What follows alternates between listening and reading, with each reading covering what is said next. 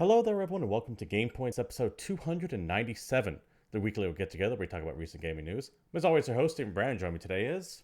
I'm David. Tonight, David, the Grand Theft Auto remaster put up huge numbers despite serious issues with the game. PlayStation's going to go big on live service, and Saudi Arabia's dangerous investments into games. We'll be getting into all that and more, of course. But first, I want everyone here to know this is an Audience Interactive podcast. So if you're watching us here Tuesday at 8 p.m. Pacific Standard Time right here at Twitch TV, feel free to join in the conversation. Or you can, of course, join in later over at youtube.com/GamePointsPC with any questions, comments, concerns you might have. Just try to keep them germane to the topics on hand. David, how has your weekend been? There was a weekend? I'm assuming that you worked through it or just was super busy. Yeah. I'm just tired. All right. Recovering still. Taking it easy.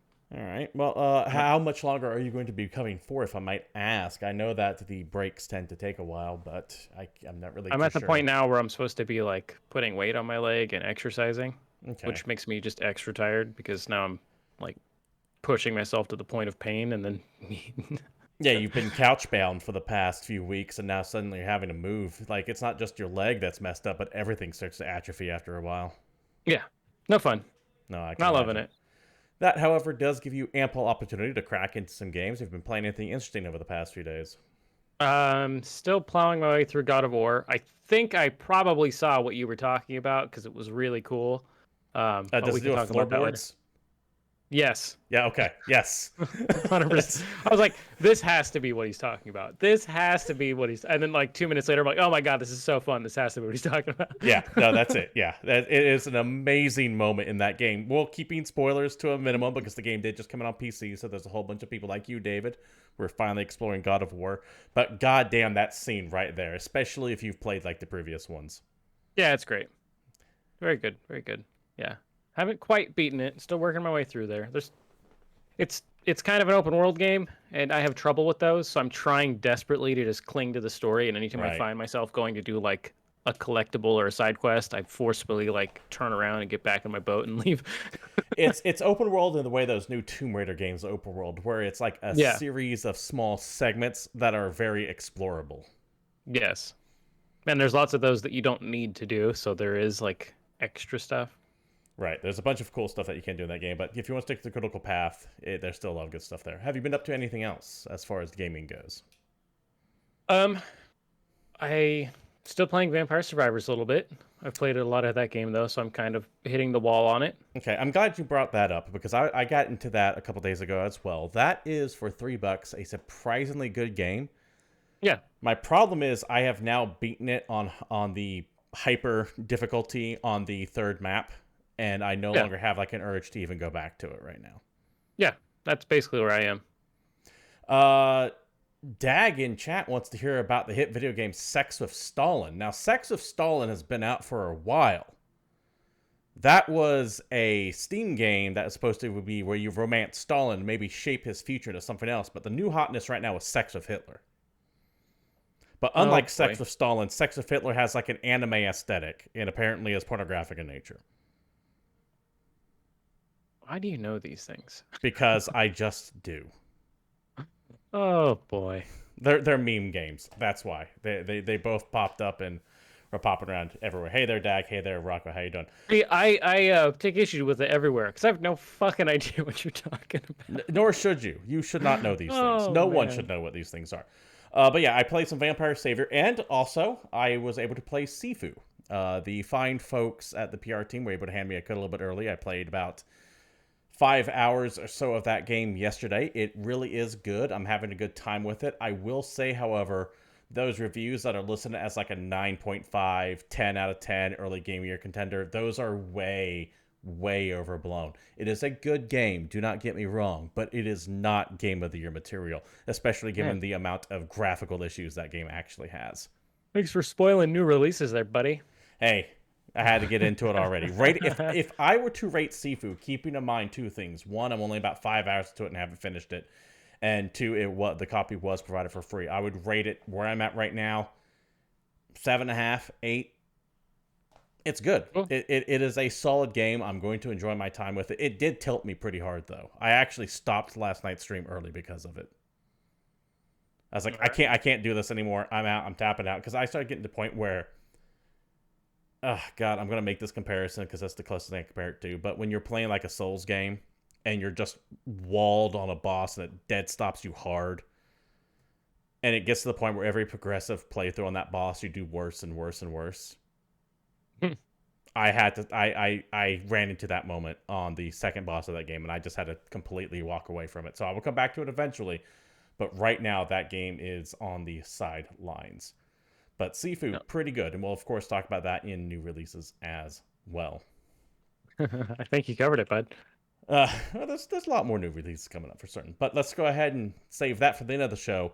Let's get into the beginning of the show with the first big story of the week, and it's not really a big story, but it's something that I want to mention. And as always, I tend to mention these stories not for the headline, but for what it implies. This is via Video Game Chronicle. GTA's remastered trilogy has significantly exceeded expectations with up to 10 million sales.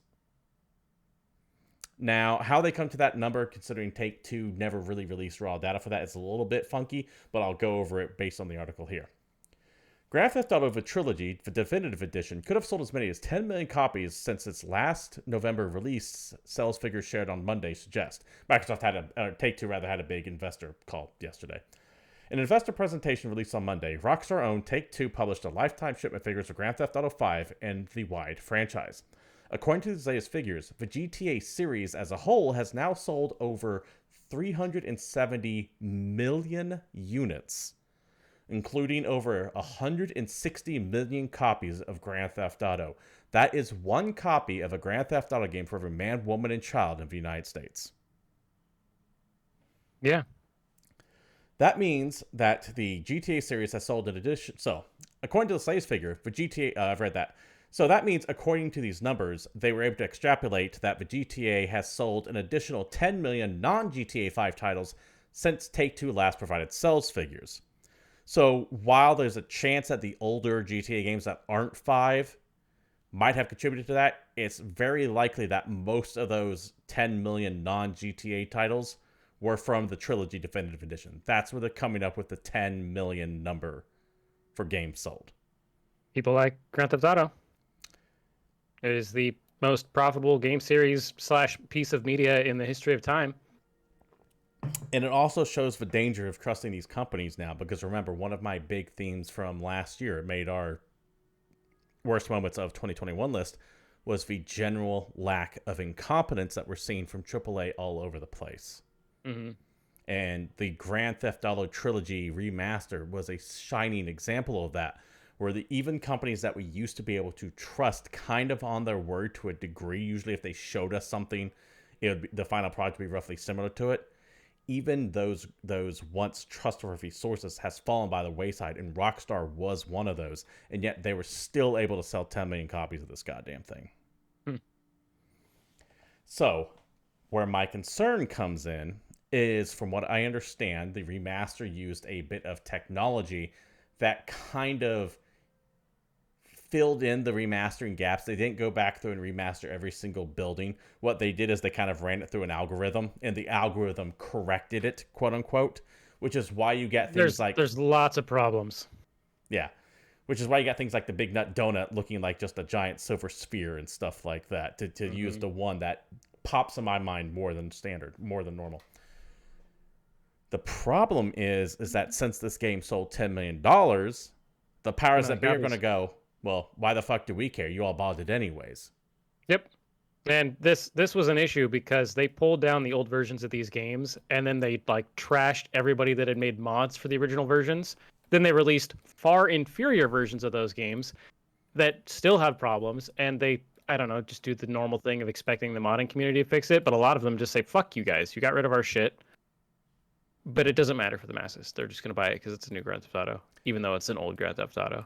Highlighted by the fact that a couple days ago, Rockstar simply tweeted out, hey, we're making a new Grand Theft Auto, which is not news to anyone, right? We all, yeah, of course they are. Of course they are.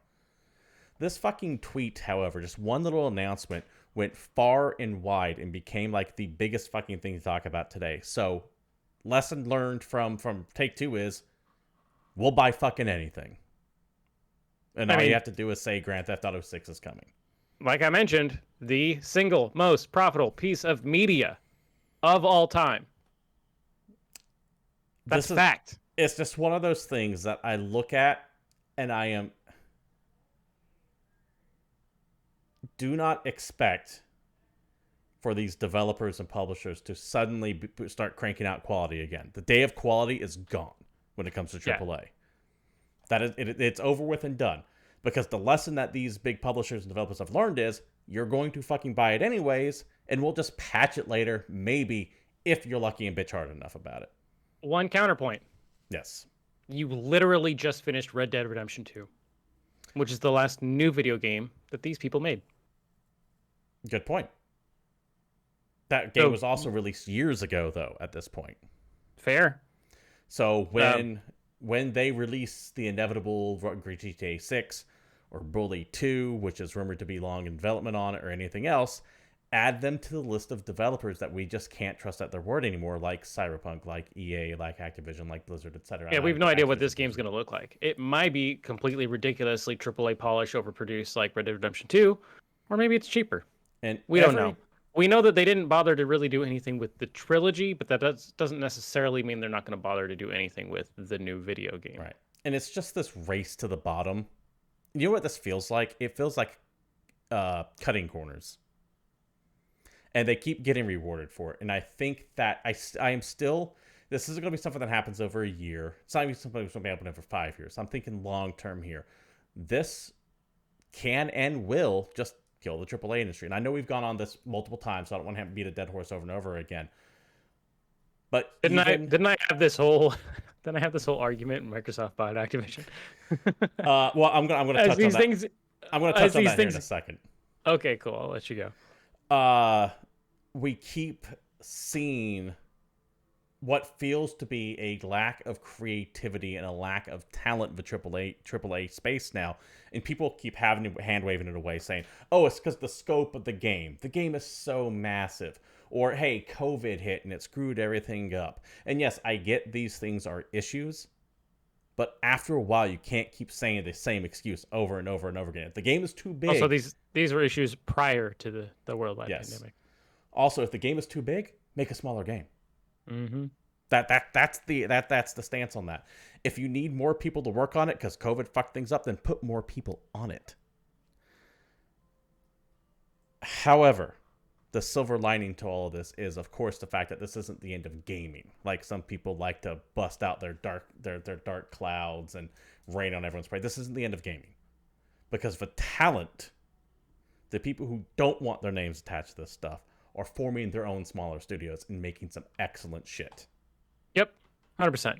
The future is indie games. Yes. And that is kind of what I saw in this. Not that Grand Theft Auto the Trilogy Definitive Edition sold 10 million copies. It's that it sold that number and no one still learned. And people, despite all the issues that it had, because people aren't at the point yet where they should be rightfully distrustful of this shit.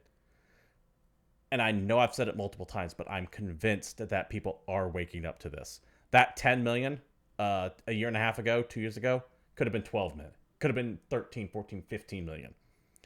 But as the cracks and the flaws in this thing, this publishing ideal, the AAA landscape goes, the more and people are just going to go, fuck it, I'm out. Like, once again, to use you for an example, David, you've checked out AAA gaming 2-3 years ago. Yeah, I'm on a very delayed schedule at this point. And I think that's where most people are going. That, like, for example, as the guy that's actively playing through God of War, for the first time ever. I was going to pick up Dying Light 2 close to the day it launched, and then it launched to the state it's in. Now I'm like, why am I spending $60-$70 on that? I'll fucking wait 6 months and buy it for 20 or 30. Or wait for it to hit Game Pass. That's the guarantee of these big AAA games, is you give it a few months and they'll be less than half of what they sold it. Like, unless you absolutely have to be on that day one conversation, which I get it. Some people are huge fans of franchises. I'm probably going to spend my yearly game money on Elden Ring. Let's be real. Yeah, and I'll do the same for Horizon. But yeah. But I don't do that at every AAA game. Yeah, I am no longer as willy-nilly with my spending on AAA games as I used to be. And that being said, I'm going to be picking up that game. I haven't pre-ordered it. No, I haven't either. They're not going to run out of digital copies. They're not. Yeah, and I'm probably going to pick it up, later in the day after it comes out, just to see if it's got PC breaking bugs in it, because who knows? We are at a point where netcode was discovered Elden Ring, where someone can get remote access to your computer. Yeah, I would wait at least 24 hours. Yeah, well, and keep in mind that the servers for the old games have been off for over 2 weeks. Are they still turned off? Last I checked, yes. Damn. Stuffy Twitchy in chat says it's bad. It's FOMO, fear of missing out, and that it's absolutely what AAA banks on and has for years. That's what the whole That's what the whole pre-order culture is. Pre-order That's now. what all the collector's editions might be out. Yeah. Remember, all the big collectors, every single game had a collector's edition for the longest time. And what was a guarantee if you walked into like a Best Buy or a GameStop a month and a half after? Yeah, you could find of them for half off. You could find a bunch of them. Yeah, just sitting there. I remember a year and a half after it came out. You remember when Halo 3 had those Master Chief helmets? Yeah. I remember walking into Fry's, which was an electronics store roughly in Northern California. I think in some other states as well. And they literally had a stack of like 500 of those boxes on sale for like $30 each. And the helmet sucked. And not put your head in it. And not a year ago, those things were going for like $150, $100, give or take. Yeah. So yeah, collector's edition means nothing anymore. Well, and most of those collector's parts aren't really worth anything. Like there is the occasional collector's edition video game that if you have it and it's still sealed, yes, it'll resell for a lot of money. But if it's like a big AAA game that was mass produced and they made thousands and hundreds of thousands of these things, it's not really. I will say, of all the pre-order shit, of all the collectible shit, of all the limited edition shit that I have, there's only one thing that I actively still use today. And that's that fucking Resident Evil Outbreak tool set. Still to this day, I use that thing. I used it like a couple weeks ago. Anyways, enough of that. I just kind of wanted to use the GTA sales numbers as a rant to get into that about how, yeah, people are still buying this shit despite it being broken. But I do think it's having an effect because 10 million sounds like a lot. But I am convinced that if it was a couple years ago, it would have been 12, 13, 14, 15 million. I think there is an effect of people bleeding out and just not trusting anything any of these people say anymore. Before we move on to the next topic there, David, I want to address Rocco in chat here. They say, a AAA game that harvests your info is very scummy. If I get your game for free, the old saying, the service is free, you are the product, but not for AAA titles. Mm-hmm. There is something about that where if you're, like, for example, any of these free-to-play games, Lost Ark comes out later this week. It's going to be a free-to-play game. Mm-hmm. You're the product to that, not the game, because it is free. They're hoping that you buy whatever their Battle Pass gem system is going to be, and I would not be surprised if your data was being sold somewhere else. However, in the case of things like EA or whatever Facebook's rolling out with or whatever Amazon's rolling out with, I wouldn't be surprised if you're spending $60 and they're still selling your shit too. Yeah. Guarantee EA has been doing it the whole time. Can't guarantee it. I'm going to put the allegedly in there for legal purposes, but would it be surprising? Can the show guarantee it? No. Can I half-assedly guarantee it? Of course. You can absolutely guarantee wild rumors and speculations. Oh, yeah. All the time. But yeah, that's something else too. They are definitely fighting for your time, for your information. They want your information badly, so desperately. Speaking of someone that wants your information desperately, in a story from Eurogamer, PlayStation plans to launch more than 10 live service games before March 2026. Fun story, because we touched on this briefly when we talked about that Bungie acquisition. But look at that. They confirmed it for us. Yeah, Sony will launch... I was absolutely... I think you were too. I can't remember if you were in that conversation. Yeah. But we were both going we kind of just knew, of course, that's why they're doing this. Yeah, because if they're not going to make Destiny exclusive, why are they hiring live service people? Because they want every single game to have Destiny-like elements into it. Yep. Sony will launch more than 10 new live service games over the next 4 years, it has said, just days after announcing its $3.6 billion Bungie buyout bid. Speaking as part of an investor presentation transcribed by Eurogamer, Sony exec Hiroki Toki said Bungie would aid PlayStation in this major expansion of live service game development. Quote, The strategic significance of this acquisition lies not only in obtaining the highly successful Destiny franchise, as well as major new IP Bungie is currently developing, but also incorporating into the Sony group the expertise and technologies Bungie has developed in the live games service space. We intend to utilize these strengths when developing a game IP at PlayStation Studios as we expand into the live game services area. Through close collaboration between Bungie and PlayStation Studios, we aim to launch more than 10 live service games by the fiscal year ending March 2026. More than your initial $60, David. More than any money you can give them, they want your time. This is they want your remembering. subscription. They want your battle pass. They want you there night after night, week after week, playing the same game over and over. Because the longer you play this one game, the more likely you are to convince your spouse to spend that $10 or that $20 on the fancy coat that makes your character look slightly cooler than everybody else's fancy They coat. want you that's where the whole idea of dailies and weeklies came in. They want you putting your ass in that seat for at least, could just be an hour, but that's an hour more they have you every week than they would have after the initial month or so passes from these games. And it feels like Sony is behind everyone else on this, to be quite honest. Yeah, everybody's got these things. There are some games, by the way, speculated that this could be. First of all, you have Bungie's new IP, which is simply codenamed Matter. I know nothing about that other than that the name is getting tossed around by Matter. I think it's supposed to be a first-person shooter, which is weird to me because they already have that. We'll see how that goes. There's also whatever the hell The Last of Us Factions is going to eventually be. That's Last of Us's multiplayer that Sony insists Naughty Dog is making. They have said that it's coming. I'm convinced it's going to be its own standalone game myself, but we'll see where that comes out. Guerrilla recently announced they're hiring for something that involves a lot of online development. Sony Come on, London, Killzone 4. I don't think you'll ever see. I think you'll see Resistance before you see Killzone. Oof. And I would actually really love a Resistance reboot. I don't want a Resistance 4. I want them to take that idea of an alien invasion that starts in like 1920s again during the Russian Revolution and expand that back. I should say the 1910s, late 1910s, and expand that out into a different world rather than giving me a one-for-one reboot of Resistance or even a remake of it. But I love the alternate history take on that.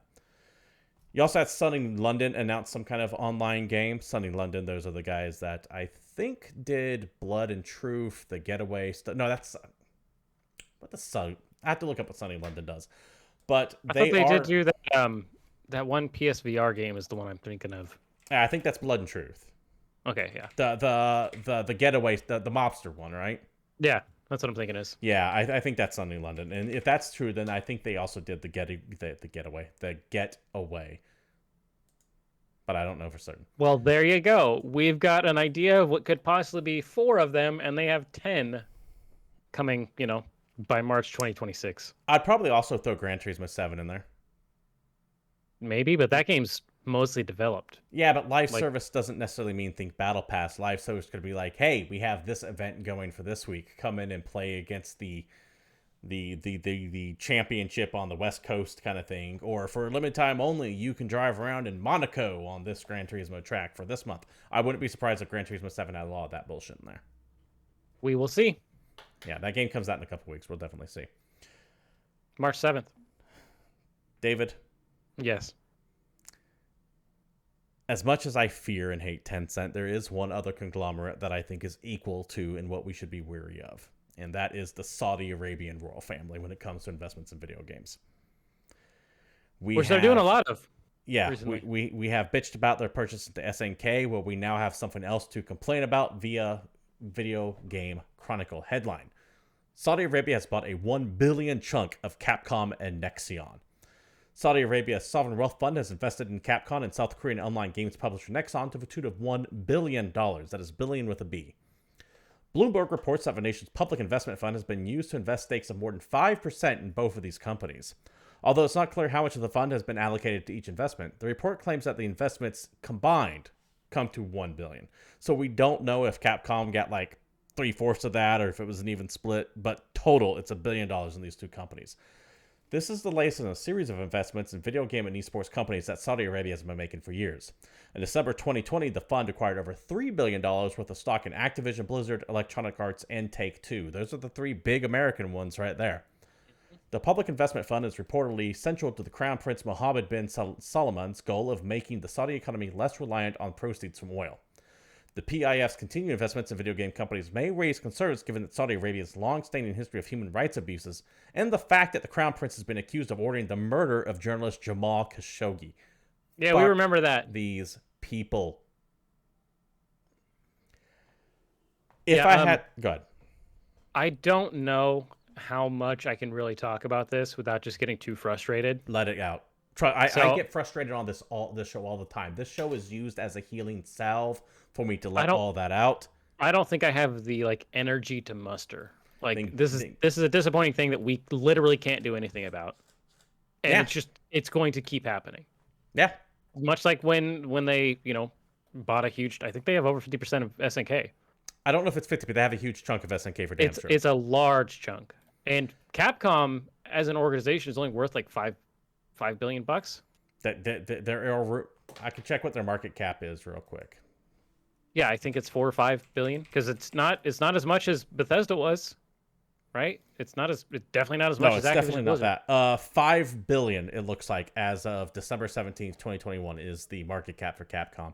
So if someone were to buy it, they'd probably offer 15 billion for it. It tends to be a triple the amount it's worth kind of situation. What do you think? $1 billion split two ways, so they own a good sized chunk of Capcom too now. Let's say most of it went to Capcom. You can safely assume that the Saudi royal family owns 15-20%. Yeah, that's if most of it went to that. So I don't like this at all, David. It is becoming increasingly hard to play anything that isn't tainted by one of these two things. The Tencent being the other thing that I am like. Yeah, try being a Formula One fan.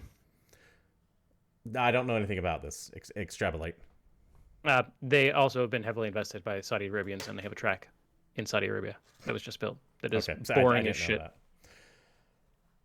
I hate this so much. I think between the two entities, I still think Tencent's the more dangerous company. But this is a fund that is being spearheaded by a man who allegedly, let's be fair here, let's steelman the argument, is tied to the murder of a journalist that was investigating him, but for sure we know is part of a country that has horrific human rights abuses. Mm-hmm. I hate this so much, and you are right. As video games go more and more mainstream, as the world gets more and more globalized, you're going to have these terrible, terrible people investing in these companies. Well, I mean, as the games industry becomes worth more and more money, all these terrible people that have more and more money are going to keep getting involved in video games. The only thing that I hope is that you run into some more people like, I don't necessarily want to give this man praise, but for example, Tim Sweeney, the head of Epic. Loved it. It straight up said, yeah, Tencent owns part of Epic. I own 51% of it. They can go fuck themselves for all I care. Paraphrasing what he said, but that kind of was the whole point of his. It was pretty derogatory towards Tencent, so I was like, yeah, all right, cool. Go that guy. It does become, if you're trying to live like a 100%, I want to enjoy gaming while not supporting this shit, though, you just can't do it anymore. Even smaller games have shit like this, and they're doing a really good job of hiding it as well. There was that. Yeah, you need to go proper indie. You need like 2 to 10 person teams. Yeah, hey, Lucas Pope, designer of Return of the Obra Dinn, still one of my favorite games of the year it came out, which I think was 2017, 2018. You ever take? 20 couple years ago. How's that? But yeah, this is depressing as fuck, but I want to mention it to show that there are these entities getting involved in gaming, and we need to be willing to call them out and go, hey, what the fuck is going on here? Especially to things like, the thing is too, let me actually back up a while. I was going to go down a path. I don't even know if I can. I don't think Capcom or Nexon even can tell these people no. Yeah, I don't think it's possible. Like, it's not even a shareholder demands a thing. I think they legally cannot say, no, you specifically can't buy a stock in our company. Yeah, if it's a publicly traded company, they can just buy the stock. Yeah. It is what it is. That said, be aware of any weird changes to what Capcom might be releasing if they were releasing something that might have been critical of Saudi Arabia and all of a sudden it's not. You're seeing shit like that going on with Spotify at the moment. So just hold them to the fire in whatever little way you can, which is why I mention this stuff on the show, because I am a no name with a microphone, but god damn it, someone's got to mention it. Somebody's gotta. Move us on to the next story here, David, because I actually find this kind of, I don't want to say funny, but is it really I was going to start this with in a shout out to what I guarantee, another classic David guarantee, was I'm sure one of our predictions just from a few years back. We were off, we missed the mark. In a story from Eurogamer, Stadia reportedly deprioritized as Google focuses on selling streaming tech to third parties. Wait a minute, David, hold on. Are you saying that Google is abandoning one of their tech projects? What? That's ridiculous. There's no way they've possibly done that. Unless you go back and listen to the episode where I rattle off a list of all the things that they've already abandoned, as I mentioned how worried I was that Stadia was going to be abandoned after a year or two. Oh boy. Google has reportedly deprioritized its consumer-facing game streaming platform Stadia and now has a reduced interest in negotiating blockbuster titles for the service, having largely shifted its focus to selling the service's underlying technology to third parties. Although Google continued to insist Stadia was alive and well, less than 20% of the Stadia team's focus is now said to be on the consumer platform, with the remainder on tech sales. Signs of a change of strategy for Stadia first emerged alongside news of Google's game studio closures last year when the company announced it would begin selling its technology to third parties. Business Insider says this is now leadership's main priority for the Stadia division and that the vast majority of the team is focused on securing white label deals for its tech, targeting companies both within and outside gaming under the new name Google Stream. They didn't even keep the name Stadia. Yep. Stadia's gone. We're just going to sell our streaming service. I knew whoever three wants to people buy it independently of each other who went to work for Google under the Stadia name. They were all very excited to get involved when it first started. They were talking about nonstop. Less than 6 months later, all three of them moved on to greener pastures. One of them still with Google, but doesn't work with Stadia anymore. They went on to a completely different division. The other two went off to do their own shit. It's crazy. This was doomed from the beginning. We all knew it was doomed from the beginning. Google did it anyways, and we all knew that Google would eventually pull the plug on it and change it to something else, and here they are. Basically, I'm just going to apologize in advance for anybody who spent money on video games on Stadia, because at some point they'll pull the plug completely, and you won't even have access to those things you bought, because you don't actually own digital content. That's what I'm very curious about, is when Stadia stops doing their service, and those games that you not only pay for Stadia to get access to, but pay to get the game as well. Because remember, games weren't free of Stadia. You still had to pay for Stadia. You paid a subscription and you paid for the games. It was a ridiculous system. So I'm going to be very curious to see what happens when that gets shut down. I am interested on if they're going to do some kind of service where they'll transfer the game licenses, because I do know that as one of the early adopters, because I played their old Project Stream all those years ago, which is funny because now it's Google Stream. After that whole beta period was over, they gave me a copy of that Assassin's Creed game that was their demo, but they gave it to me on Uplay or whatever, not on Google Stadia. Really? Which I always thought was interesting, but I'm wondering if maybe they'd try to do some kind of thing, because they had to partnership and pay for these games in the first place. So I'm wondering if they'll be able to transfer a license.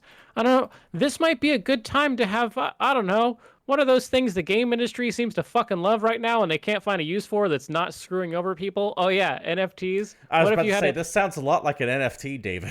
What if you had a digital license that says that you owned a copy of this video game and that the makers of said video game had to provide you a copy as long as you had proof that you owned it? Now you're talking insanity. You really think these companies actually want you to own the shit they're selling you? Come on now. Well, they're trying to sell me something. That is actually why I do think that is where I think NFTs are going to eventually go, and that's one of the things that that's the only place that makes them worth their while. Other than that, they're a scam. If you want to be on the pro NFT boat, start pushing for that shit. The turning of a license into an NFT that can be traded amongst anyone. That's how you do it. Rocco in chat saying you will own nothing and you like it, giving it a shout out to Klaus Schwab there. Oh boy. Gray Reset 2022. That's why I still. You see the kind of nut jobs that I draw to this channel there, David? That's why I still have a Super Nintendo. All those games still work. I believe you, by the way, Rocco. I understand where you're coming from. You were speaking to a kindred brother. This guy here, not so much, maybe. Probably not. David, let's talk about something else real quick. Let's talk about something else that was also shady and never seems to actually materialize. Intellivision CEO Tommy Tallarico steps down as CEO of Intellivision, says IGN. Quick question. Yes? Intellivision as a company still exists? Don't get ahead of me. Okay, let's find out about it. Tommy Tallarico. By the way, if you don't know who Tommy Tallarico is, he is a he used to do like the video games live concerts. He was a video game composer for the longest time. You might recognize him most from doing a lot of the soundtrack to Advent Rising. Oh, fancy. But a lot of people out there might also recognize him. He used to do a review show with Victor Lucas called Judgment Day, which in turn used to be Reviews on the Run.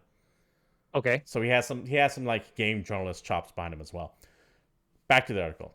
Tommy Tallarico, the founder of Intellivision Entertainment and its CEO since the company formed in 2018, has stepped down from the role of CEO to be replaced by former Chief Revenue Officer Phil Adam. According to a statement provided by the company, Tallarico will remain on board as the company's president and its largest shareholder. Intellivision said in its statement to IGN that the management shift came in tandem with the beginning of the production of their Intellivision Amico console, and that the move was to, quote, better align its resources with those new changes, end quote. The Amico has struggled to get out of the door thus far, with Intellivision announcing 3 separate delays to its release since the console's original planned launch in October of 2020, with the most recently pushed to the end of 2021. But that too has come and gone, and the console's still not in the wild as of February 2022. Tallarico himself has been a controversial figure, publicly going after journalists who have reported on or critiqued the Amico on a numerous occasions, and once prompted the SEC to ask for clarification after he boasted that the co-founder of Xbox, who had already left Intellivision Entertainment, was working with the company. David, the fucking Soulja Boy console has more legitimacy than this goddamn thing. At least that thing you can buy.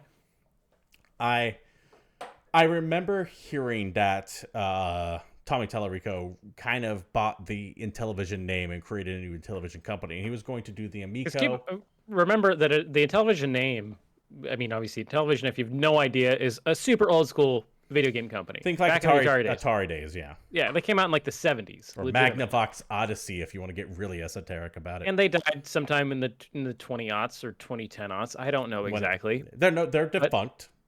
Yes. And then the name got bounced around all over the place. And it was kind of just up for grabs. And then this guy picked it up and said, "Hey, I'm Intellivision now, and we're gonna make a thing. It's definitely real." He was going to make this Amico console, but I've never been able to get an exact answer on what it is going to play. It can't just be an Intellivision Classics thing, because we already have like those discs everywhere. And honestly, the classic console thing, like Vanessa Millie, all that stuff has been killed since PlayStation killed it. Because PlayStation released the PlayStation Mini, and people went, "Wow, these fucking suck. We no longer have goodwill for this anymore." So I am curious. Not in I want to play this, but I want to see what this mystery project is. That should have driving by like a train wreck or something, or a tire fire. Like, you just kind of have to look and see. That's interesting. And Tallarico has been very, very insecure to anyone questioning this. He goes on rants and gets very hostile to people wondering why this even exists, which to me is not the sign of a confident CEO and someone who has confidence in their brand. Yeah. Not great. Not a good look. This falls into the category of Star Citizen for me, where I just don't trust it. Period. Except for they've made way less money, to be fair. Yes, very true, very true.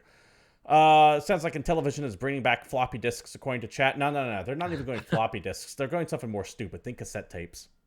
Oh, I was going to say zip disks. iOmega Zip. God damn, whatever happened. Did they get bought out? Didn't Microsoft buy them? Man, I don't care. Fair enough. Old technology, classic. In another story, this one via Forbes, Blizzard and Rockstar veterans rave $5 million for new studio Lost Lake. As we talked about at the top of the show, AAA game development might be going in a crazy direction, but the smaller studios, That's where all the talent is. A new cross-platform game studio founded by veterans of Blizzard and Rockstar Games and ArenaNet has a bold vision, and investors are showing huge faith in its team of industry experts, courtesy of a multi-million-dollar seed round. Seattle-based Lost Lake Games, a six-strong outfit with experience leading a number of gaming's most successful franchises, including StarCraft, Guild Wars, Warcraft 2, H1Z1, and Diablo, has secured $5 million in a fundraiser led by Bitcraft Ventures, the world's first venture capital group focused on esports, gaming, and interactive media.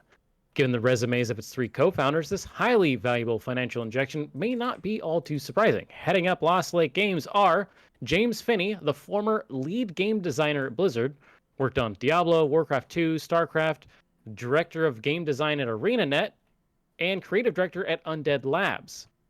Joe Pickup, character artist for Rockstar Games, ArenaNet, and Motiga. And finally, Mark Potorf, gameplay programmer for Motiga, Daybreak, and Highwire. That's H1Z1, Golem, Quantum Conundrum, Dark Void, Gigantic, all kinds of stuff these guys have worked on.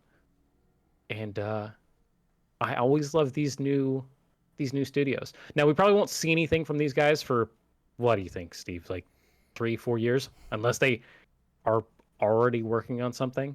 I'm willing to bet they have something in the conceptual stage that they used to get this venture capital firm to join in. I'm looking up Bitcraft right now because I know nothing about these people.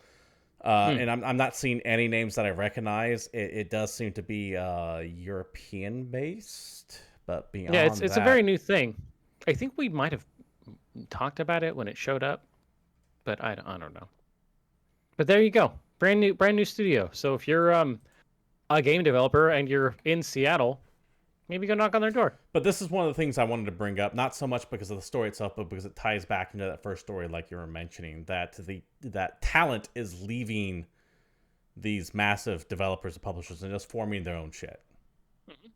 So gaming is not dying. Franchises and companies that you know might be going away in a couple of years because... Or all conglomerating into one giant company. Yeah, as a phrase that Blizzard made popular, and it can be very much used to them. No king reigns forever. And we're seeing that happening with a lot of the big name stuff. And we can expand this out into a greater conversation with our childhoods and about how it sucks to see things that we used to love go by the wayside. But the teacup is already broken. It is important for us to enjoy that time that we had with it and start looking toward other things. And I think that we all need to let go of nostalgia. I get that the future is terrifying. I get that it all feels like we might not have something as good that captures that same thing yet. But keep two things in mind. One, StarCraft didn't exist until StarCraft existed. Do you know what I mean when I'm saying that? I know exactly what you're saying, but that's the stupidest fucking thing I've ever heard. The Last of Us didn't exist until The Last of Us existed. Yeah, like, I get it. Like, sometimes new things don't suck and they're revolutionary, but damn, there's got to be a better way to talk about that. You're probably right, and I'm saying this off the top of my head. The other thing to remember, though, too, is no one is taking away that old shit. You can still play old shit. A lot of times that is true, yes. A lot of times, yes, I understand. Which is something I have an issue with, but that's a whole other story. But there are always ways to rediscover old shit, let us say, that involve that. Like, for example, when Nintendo refuses to put things on sale, then we must sell the seeds ourselves to find it. And we'll just leave it at that. You can play Mother 2 in English. Yeah, it is possible. It does exist. You just can't buy it from Nintendo because they're assholes. There has to be a better way to say StarCraft 2 didn't exist or StarCraft didn't exist until StarCraft existed, right? There has to be a way to say that. But I do think that gets the point across very nicely. It just sounds stupid. There has to be a cleaner way to say it. Let me know if you could think of a better way to say that, and we'll I'll say that I came with it on my own as true to normal. What's funny is I can't really think of a better way. I was like, well, shooters didn't look like Doom until Doom, but that just kind of adds an extra step to your phrase. Yeah. Like sometimes the industry is shook up by a title, and we were kind of just stuck in a rut until, I don't know, Half-Life invented narrative-driven first-person shooters. Yeah, but that's a mouthful, right? What's better? The open world as a genre didn't really exist in the video game industry until Grand Theft Auto came out, or saying Grand Theft Auto didn't exist until Grand Theft Auto came out. Well, I know which one would be at the top of somebody's like opinion piece on a video game website. And I know which one our dumbasses would say, so I guess I guess I'll stick with it. I have Oh one boy. more big news story at the end here. And David, I want you to tell me what you think about this because this is more in your wheelhouse. Because I saw this Uh, and I'm fascinated by it, but I don't know if I care about it. okay. Headline from Eurogamer: Gran Turismo developing. I'm sorry, let me start over again. Gran Turismo developer teasing breakthrough collaboration of Sony AI. Gran Turismo developer Polyphony Digital and Sony AI are teasing a breakthrough collaboration set to be announced this Wednesday, the 9th of February. That is tomorrow for people who are watching us live.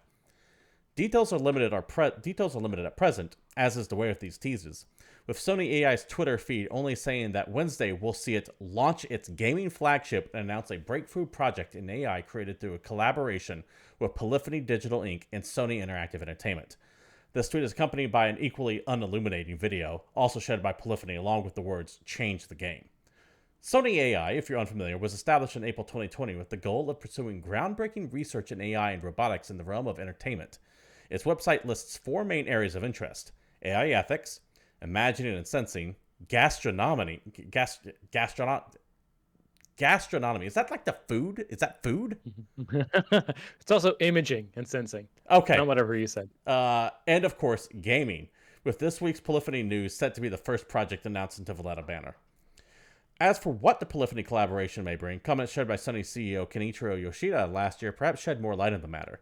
Announcing a partnership between Sony AI and PlayStation, Yoshida said the companies will be focusing on, quote, developing game AI agents that can be a player's in-game opponent or collaboration partner, end quote, with the ultimate goal of delivering game experiences that are even richer and more enjoyable.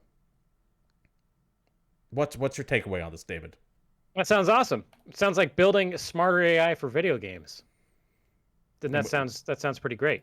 But can Why it wouldn't really it? be considered true gamer AI if it doesn't somehow swat you if you beat it? Jeez. Well, considering not everybody's a piece of shit, and they can probably make the AIs not pieces of shit. Yes, You would Steven. hope so, but you remember Tay. Do you remember Tay at all?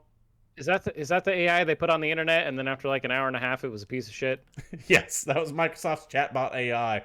That Oh, the yeah. internet went, oh, it's going to learn how, and then bombarded her with like Nazi propaganda. Yeah, it's because people are pieces of shit. AI is the future, as long as we don't let pieces of shit make the AI. I'm not overly confident in that last part, but there's a chance. And whatever, man. If it makes my racing games more enjoyable because the guys hold grudges, and it's not the cheap, he's gonna ram you 10% more, then yeah, why not? Sounds cool. Yeah, what they do is that they somehow cross a Warner Brothers Nemesis system with the Sony AI and create this persistent car that starts hunting you even outside of the game. Oh, so one thing that this made me think of is one of the older Gran Turismo games, and I can't think what off the top of my head. I think it was 3 or 4 maybe. Had a B spec mode is what it was called, where you had an AI driver that you were the manager of, and so you would tell him, what car to drive, when to pit, all this other stuff, and you were kind of just controlling the action from a crew chief perspective. And it was a neat thing, but the AI wasn't the best. So I'm wondering if they're going to implement something like that in the new game, where you're set to kind of just control an AI or have a partner that does races for you that can also make money. I don't know. Something neat. I think the We'll bigger see. takeaway from this isn't this AI stuff, because the story on its face really doesn't give you any details of what's going on. I'm sure We more about this honestly comes won't tomorrow. know have any idea what they're talking about till tomorrow anyway. But What are you I gonna do? think the bigger takeaway from this is, however, is that this is just another sign of that one Sony initiative that Sony is very hell bent on the rolling out. All of Sony is becoming all of Sony. Yes, Sony didn't exist until Sony. Uh, for the longest time, and I won't get into too many details because we've mentioned this a couple times. For the longest time, Sony Pictures was different from PlayStation, was different from Sony AI, was different from Sony Music, which is when you get the Yes. hilarious stories of Sony putting up a state of play and then Sony Music copyright striking something from the Sony state of play. Yeah. They Because are they're technically separate entities that are all under the same corporate umbrella, but that doesn't mean that everybody involved talks to each other all the time. right. They are trying to tear down those walls. and they're trying to make it actually just one company under a shared umbrella that's getting all the same memos and talking points rather than 15 separate little entities all kind of fighting around each other, all just under sharing the name Sony. So this is another example of Sony trying to incorporate all of its other subsidiaries to work together rather than independently of each other. There you go. That kind of wraps things up for the news there, David. We have two upcoming... I've got a prediction for you, Steven. I predict that there's going to be a Nintendo Direct this week. That doesn't fucking count when they've already announced it, jackass.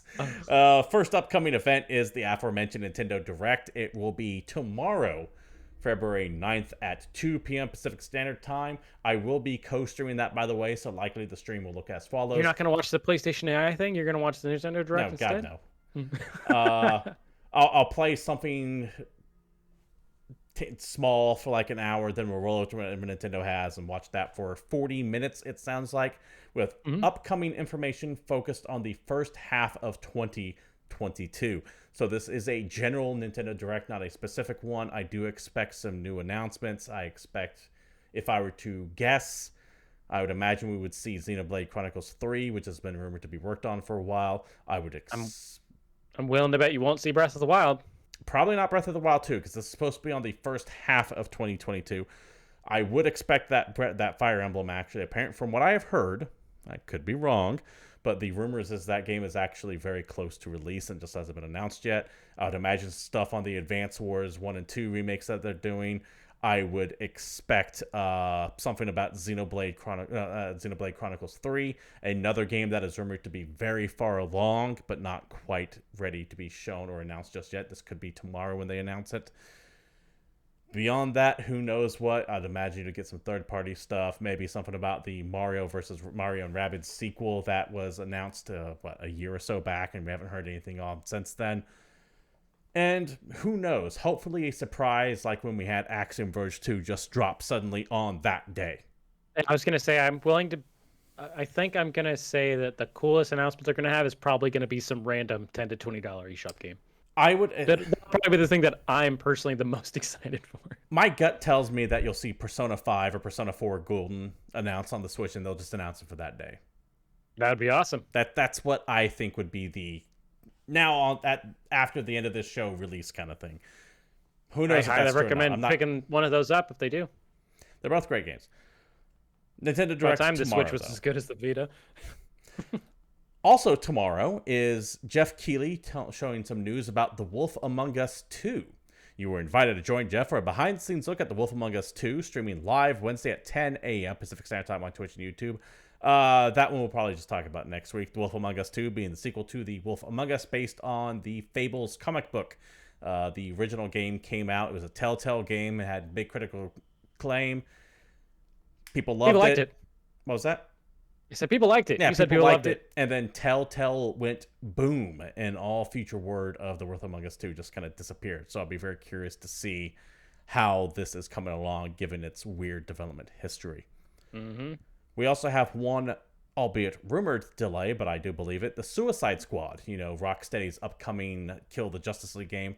Rumor has it's been delayed till 2023, because who the hell knows what's going on at Rocksteady. It has been, I think, almost a decade since they produced anything.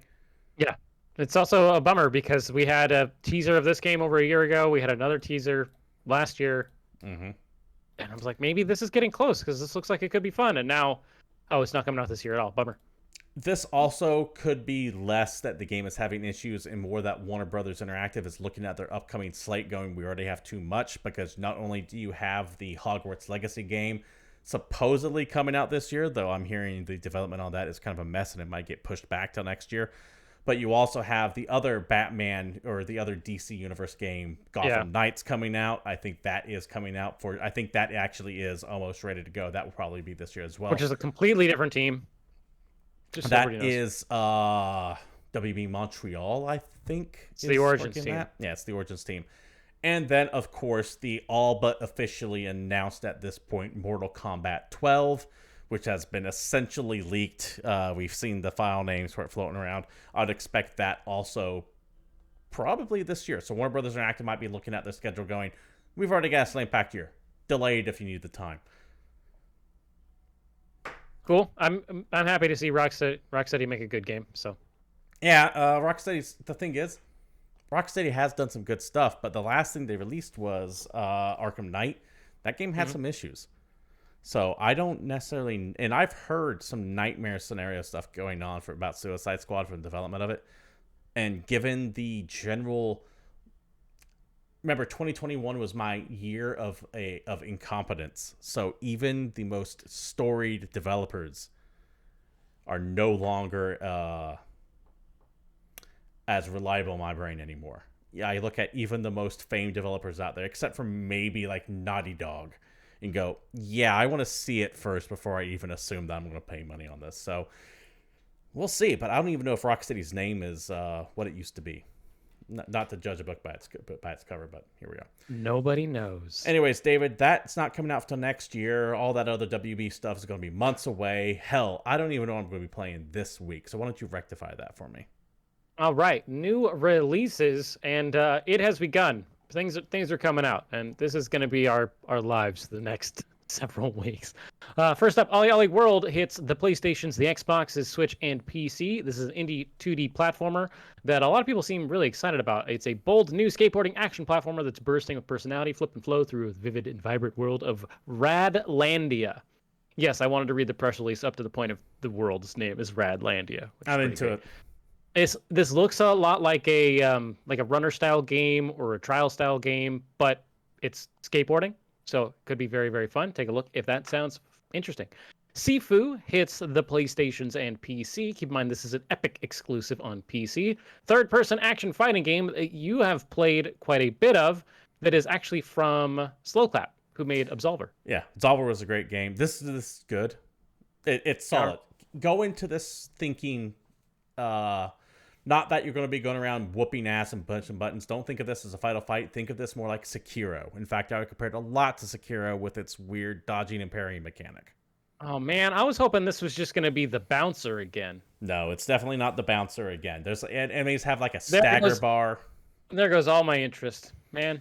Yeah, I did. That's why I wanted to mention specifically Sekiro, because I know how you have issues with that game. Yeah, it's the only one I do, but you know what are you gonna do? Unbound Worlds Apart hits the PlayStation. This is a 2D adventure platformer that came out on PC, I think, a couple of years ago that a lot of people liked. It's very stylish. You're summoning portals to overcome vicious beats, all kinds of puzzles, and fiendish platforming challenges. I don't know if you ever played this game. You're playing as like this little demon guy. No. Adventure platformers, especially 2D ones, have had a renaissance for the last like 4 years. They're everywhere, and a lot of them are really good. This is one of the good ones, if you never heard of it. Kung Fu Kickball hits every damn thing. The PlayStations, Xboxes, Switch, PC, Mac. Man, I miss when I used to say Vita on the show. 2D action multiplayer game. The fighting sports game where the best ball kicker wins. This looks like a 2D dodgeball-based Rocket League, if it's my uninformed opinion, trying to give you an idea of what you're looking at. Or think, I guess, Windjammers with dodgeballs and a more 3D-based environment. I don't know. It looks kind of interesting. Breakout Recharged hits the PlayStation's, Xbox's, Switch, and PC. Yeah, this is Breakout. This is Arachnoid. This is that throwback old school shit I used to play on my Game Boy all the time that I think is one of the more fun, kind of simple puzzly games that I'm probably going to pick up if it's cheap enough. You know, I love Brick Breakers. I forgot how much I loved them until I played Twin Breaker, which was a few years back. It was essentially Arkanoid. This game, Breakout Recharged, I don't know. I'm not informed. I have not played this, but it looks to me, just pure looks and music-wise, like the fucking Tetris Effect version of Breakout. Yeah, I'm looking at it right now. It does. If it's like a quarter as good as Tetris Effect was, I'm there. Also, Rocco, hell yeah. Thank you for playing Windjammers, because that game is amazing. Power Slaved Exhumed. Wow, I'm bad at words sometimes. This is a last gen game. PS4, Xbox One, Switch, PC. A Kex Engine port of the classic console game, perfectly blending both the PlayStation and Saturn versions from Night Dive Studios, who, you know, sometimes remake or remaster things. Did you ever play Power Slave Exhumed? No. Power Slave was an old game. I didn't know Power Slave Exhumed as well. I think it's just Power Slave. Okay. Legitimately. This is like a 90s FPS game that they're remastering that's coming out now. That's what And Night Dive does, by the way. They've recently remastered onto the PC, I think Doom 64, Mhm. Forsaken, Blood. I want to say they're responsible for the Shadow Man remastered. Yeah, but keep in mind this is like a PlayStation Saturn game, so it's interesting because it's in that weird era of 3D shooters that are before GoldenEye, so it's still like a 2D shooter. So it still kind of has that like Doom vibe. Okay. I don't know. So take a look if that's your jam. Rise of the Third Power hits PlayStation, Xbox, Switch, and PC. This is a 2D JRPG retro-themed console-style role-playing game loosely based on the political climate of Europe in the late 1930s. Oh, shit. I got to take a look at that. And it is a very classic-looking 2D JRPG. It looks like a Super Nintendo game. That was a Now, lot of fucking keywords that really stuck my interest. It's the anti open survival crafting game to me. That said a lot now of shit that I'm interested in. if you prefer your RPGs in 3D, also out this week, Edge of Eternity hits the PlayStations, the Xboxes. This is a turn-based battle game that is more tactics-based. And other than that, it looks like, I don't know, any 3D JRPG I've seen in the last 10 years. I don't know how good the voice acting's going to be. It looks like one of those, oh, no, what have we here kind of situations. But I don't know, some of those games are dope. So play it if you like those kinds of things. Crossfire X on the Xboxes. That's it. That's all it comes out on. This is a first-person shooter that is South Korean made, developed directly by Smilegate Entertainment, and published in a joint relationship with Microsoft and Smilegate West. That is actually being helped developed by Remedy. Yes, It is I think they're handling the single player campaign to this. Yes. So it's going to have a single player campaign, battle royale, competitive multiplayer. It's an online team game where you got to work together to complete objective based scenarios. It looks like some kind of cross between maybe an old Ghost Recon game and Siege. I can't tell exactly, but it's coming. Seeing trailers for this fucking thing, and it was played at like the Game Awards, and every time I see a trailer to this game, I just don't care. It's not that I like it. It's not that I hate it. I look at it and go, there's nothing to this that stands out from any myriad of PlayStation 2 gritty shooter. You know what this reminds me of when I'm looking at it? It reminds me of a modern day version of Black. Oh. Now, I liked Black, but that game was generic as hell looking. That's fair. There's one thing that I think is really interesting about this project, though. The multiplayer of this game is running on Unreal Engine 4, but the single-player campaign that Remedy's working on is actually working on a different engine called Northlight. Weird. Which I thought that was a really strange kind Very of decision. Weird. So we'll have to wait and see. Next on my list is, I'm not going to say all of these. I'm just not. All of the Kingdom Hearts games are coming out on Switch this week. If you have not played Kingdom Hearts or you love Kingdom Hearts, the Switch is probably the best place to play it. I honestly couldn't think of a better place for like ridiculously long, super obtuse Japanese role-playing games starring Disney characters. You would think so. However, important to note that these are cloud versions of the game. So if you think of taking these on the road, it ain't going to work. Oh, damn. So the one thing that made this worth the purchase is not here. Sorry, everybody. These are all cloud versions of the games. You know, I read that and I wrote that down, but I just, you know how I feel about Kingdom Hearts. Yeah, it's you hard just for me don't care. It's hard for me to get worked up about it. So that actually sucks because I know people that were excited for these. Yeah, the cloud versions of them. So you must be connected to Wi-Fi. Well, there you go. The next game on my list is Not Tonight 2, which is an RPG life simulation game that I don't know, dude. This looks like something you're going to play. Yeah, it really this looks does. fascinating to me because Not Tonight 1, the first one dealt with a European citizen living in it. The developers of Not Tonight made that game right after Brexit happened.